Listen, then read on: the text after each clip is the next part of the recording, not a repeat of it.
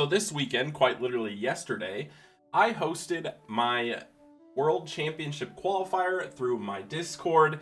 This is the last qualifier before Worlds. We're gonna have Worlds next month, which is pretty exciting. So like we're gonna see literally the best of our best playing against each other to win some big money, which is really cool. So I'm looking forward to that. But before we get into all that, we gotta cover what was happening at my qualifier, what decks were played, what decks topped. And this is a pretty interesting one. It actually was kind of smaller. My guess is because we have quite a few people who've already qualified, so you know, only the people who are looking to get in the last minute or in this one. So we had around 24, it was like 23 or 24 players, I can't remember which one.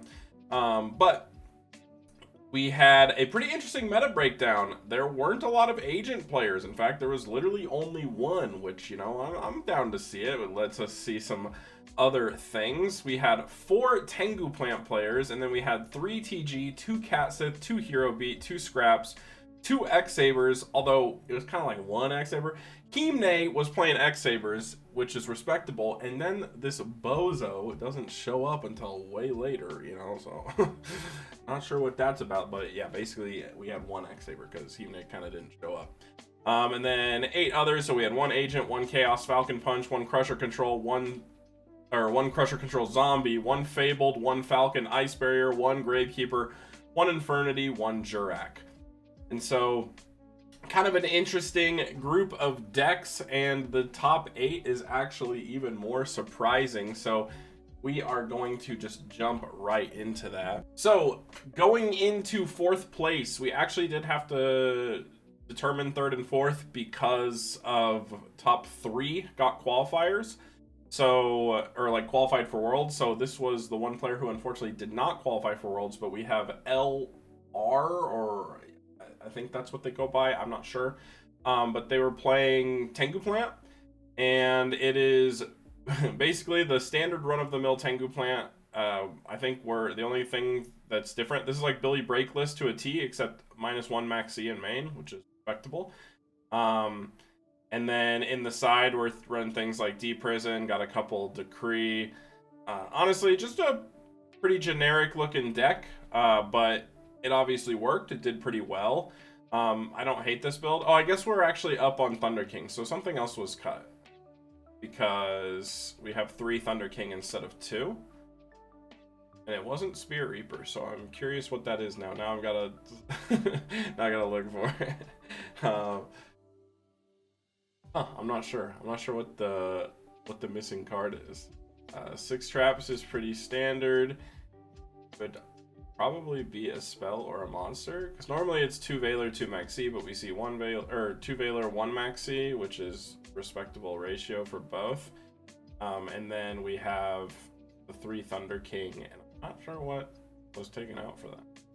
But yeah, either way, nothing too crazy going on in this list. It's all things we've kind of seen before. Not even opting for the Chaos Orc, which a lot of people have been doing, which is pretty cool. So yeah, but we'll move on into 3rd place. We had Jacksworn, who was playing Cat Sith Chaos. And this is kind of looking like the typical Cat Sith list, except I don't know if a lot of people play Dad, so the Dad might be a new addition. Correct me if I'm wrong. Maybe I'm wrong. I think people, can't remember if people had started picking this card up or not. I mean, personally, I think like a deck like this is what makes Cat Sith so strong. The fact that you can be on 3 Chaos Orc, Dad, and BLS, like you have so much room for potential blowout. Although I will say, I do think I saw Jacksworn in top 4 struggle to fill Graveyard, right? So like building the resource of the Graveyard. So maybe there was a few too many of these monsters in the deck. I don't know. Either way, it does look pretty generic and standard. We've got the 3 Fabled Cat Sith with, you know, the Spy. Basically, it's just good cards deck, right? Like all these cards are phenomenally good. I think they went a little heavy on the Phoenix Wing. I don't think you need 3, especially if you have like with 3 Cat Sith, these are all hard draws, right? And you have Kushano to like discard Cat Sith to pop stuff.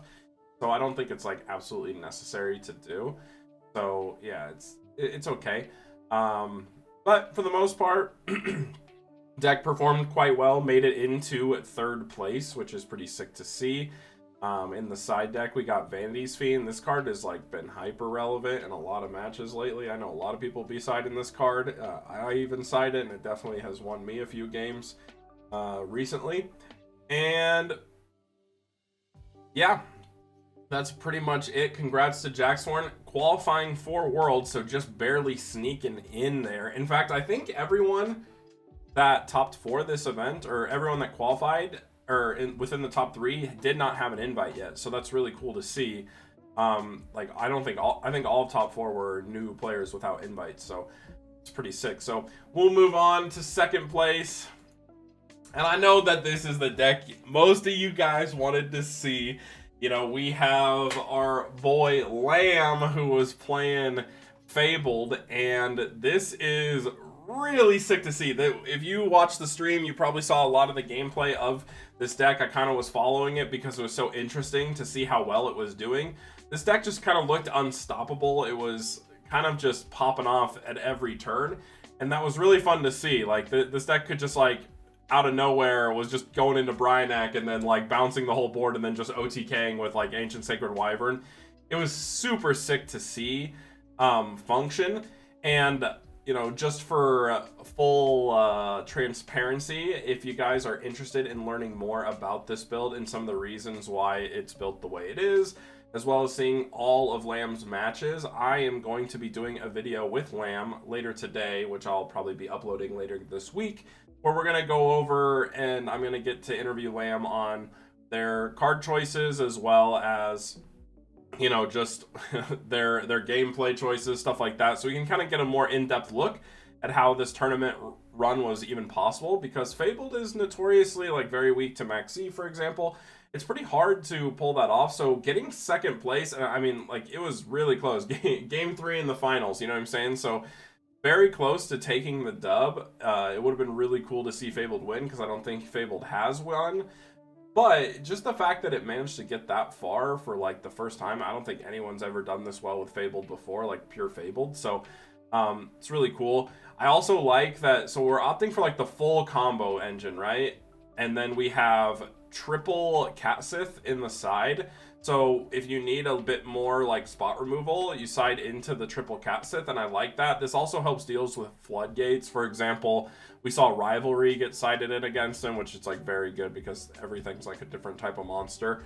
The only thing I'm curious about is the triple Upstart. I personally think that triple Upstart is like a little sketchy. I get it for the consistency because he like obviously you're going for a full combo.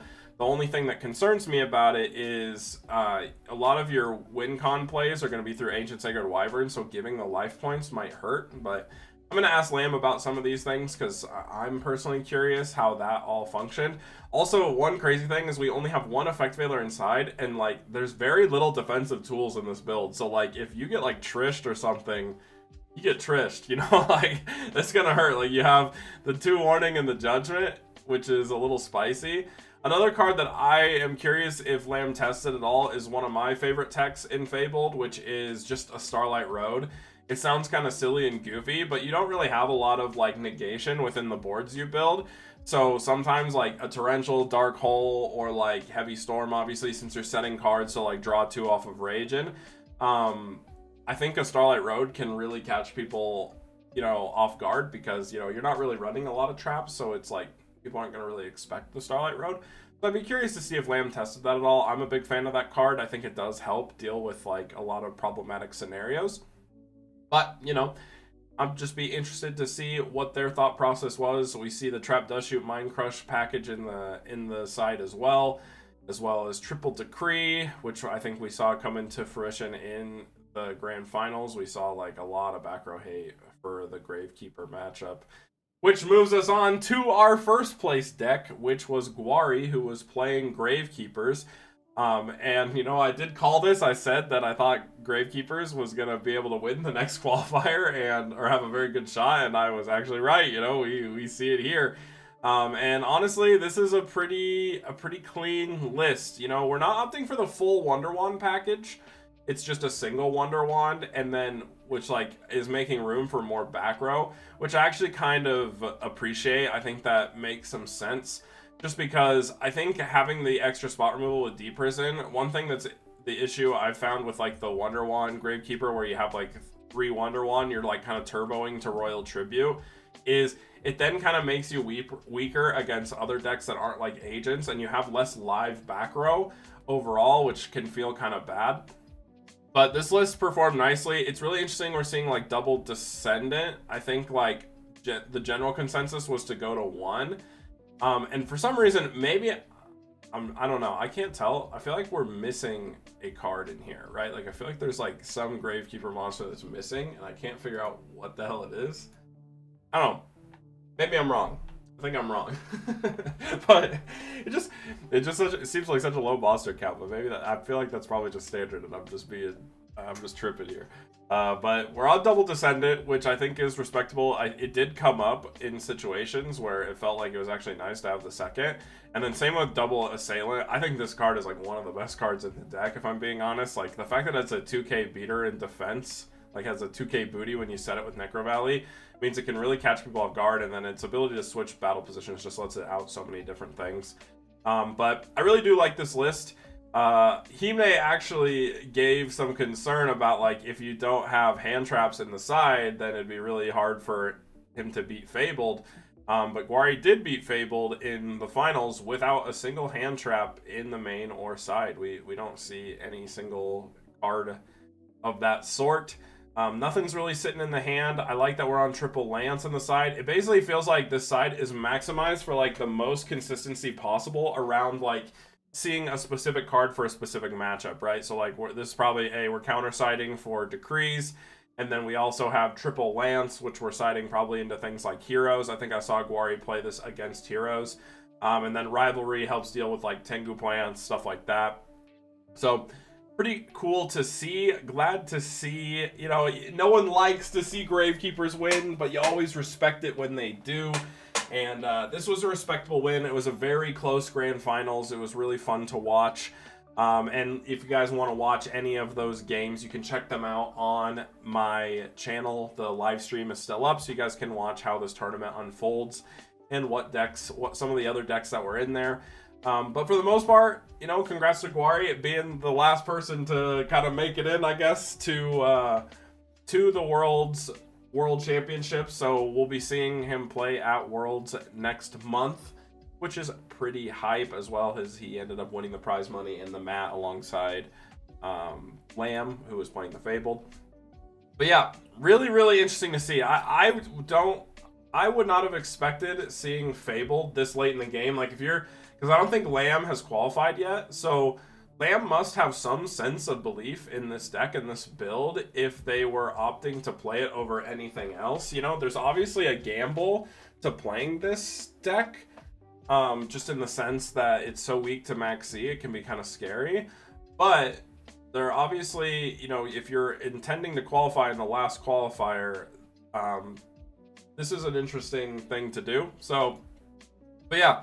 Everything else was relatively standard. This was probably the most unique thing we saw. Either way, like the breakdown of all the different decks was pretty interesting as well. But I'm really curious to see what Worlds looks like, because that's where people are going to be bringing their A game. And honestly, I don't really know what to expect. Because like on one hand, you could assume like, okay, maybe people are going to be like try-harding and playing agents. But also that means things like Gravekeepers go up in value, and they might be aware of that. So it's like, you know, there's a lot of mind games in Tengu with like what deck you should actually bring to a tournament. Like having a read on what you think everyone else is going to do is going to be really important. So yeah, but that is going to wrap it up for this video, you guys. I just wanted to cover these decks, and I know a lot of people were already really excited to see this Fabled list and stuff like that, so had to make sure we talked about it. But we are just going to give a quick shout out to my patrons. So shout out to Wabi Adam, Eric Gagnon, Hobanite, My Dude, Photo Shooty, Brian Ford, and Sven Albrecht. Thank you guys so much for the support. But other than that, thank you so much for watching. Make sure you guys like, comment, subscribe, and have a great time doing today.